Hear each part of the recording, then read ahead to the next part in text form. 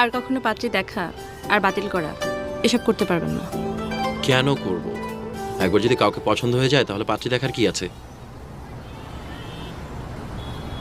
ঠিক আছে, জান, আমি রাজি।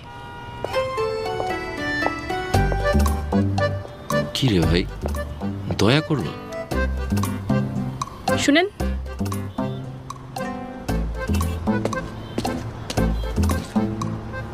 জি। কোটটাইতে আপনাকে একদম ভালো লাগে না,